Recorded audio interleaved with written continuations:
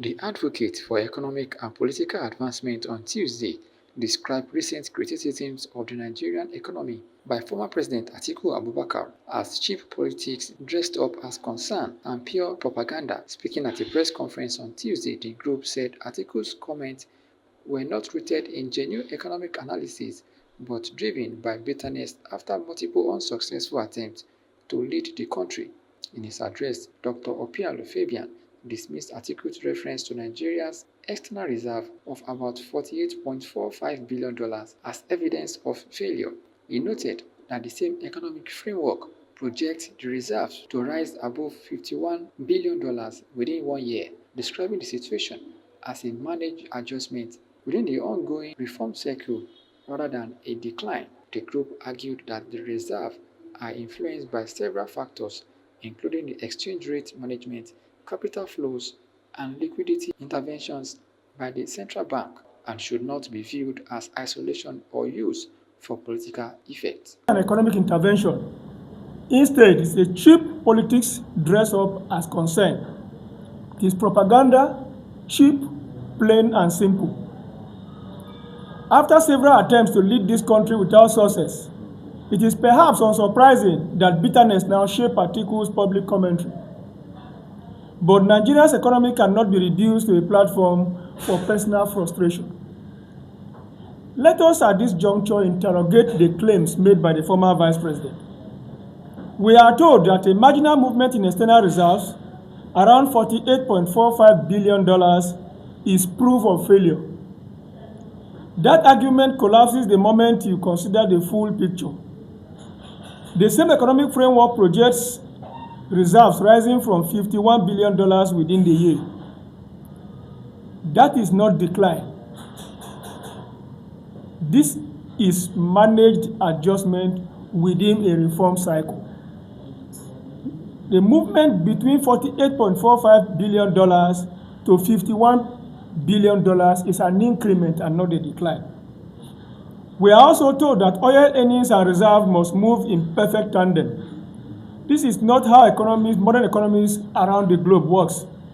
Reserves are influenced by multiple variables, which include exchange rate management, capital flows, and liquidity intervention. The central bank's measured participation in the foreign exchange market is a stabilization tool, not evidence of collapse. What we are seeing from Atiku is a familiar pattern.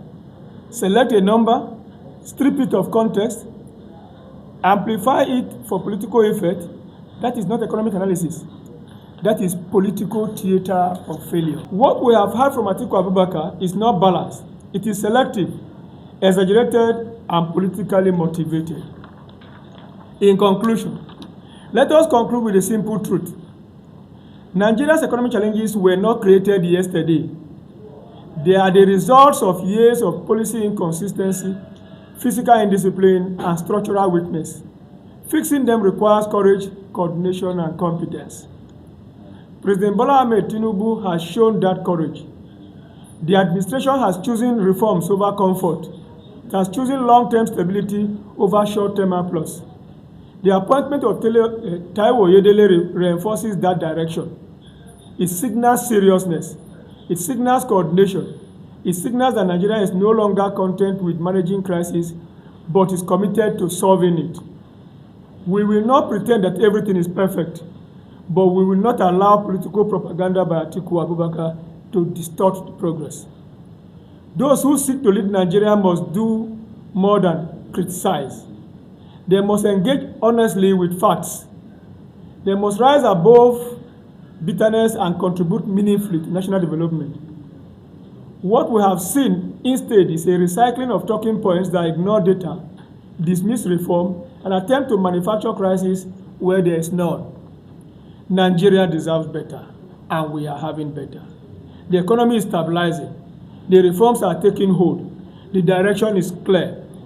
No amount of political noise and propaganda can change the reality. Borrowing cannot be beyond limit.